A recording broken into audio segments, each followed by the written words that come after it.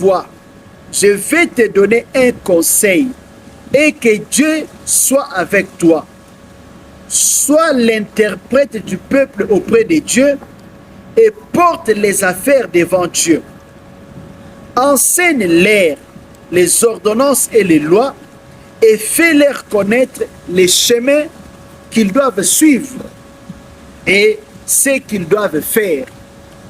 Choisis parmi tous les peuples des hommes capables, craignant Dieu, des hommes intègres, ennemis de la cupidité, établis-les sur eux comme chefs de 1000, chefs de 100, chefs de 50 et chefs de 10.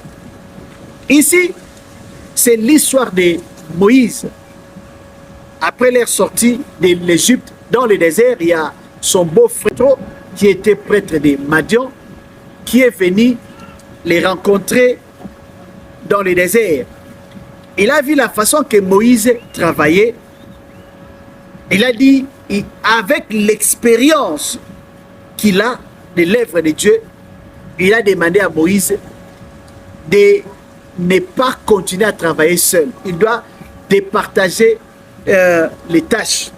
Il doit céder certaines responsabilités à d'autres personnes.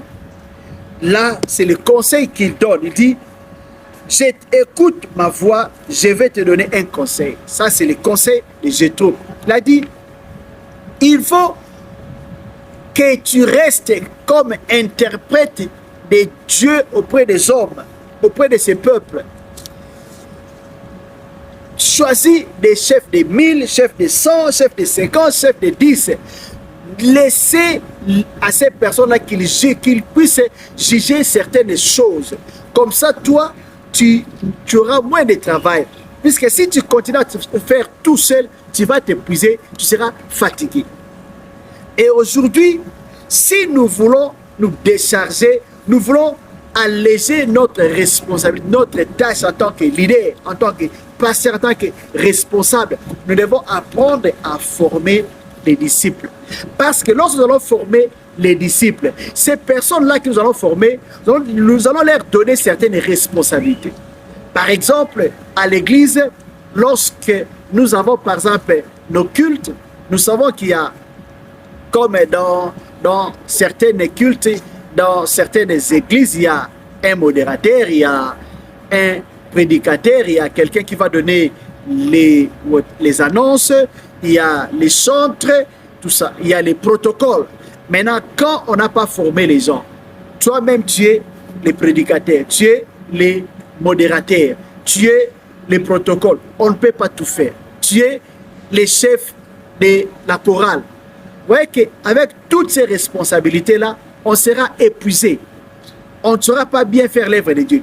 On peut bien faire, mais le corps étant corps et avec besoin de repos, quand on n'a pas assez de repos, on va s'épuiser, on va se fatiguer et on risque de tomber malade.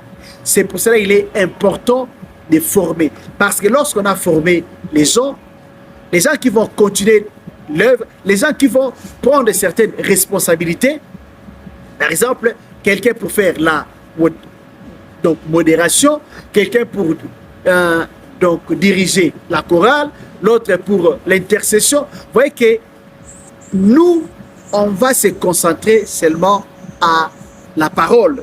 Nous allons prendre par exemple l'exemple des apôtres.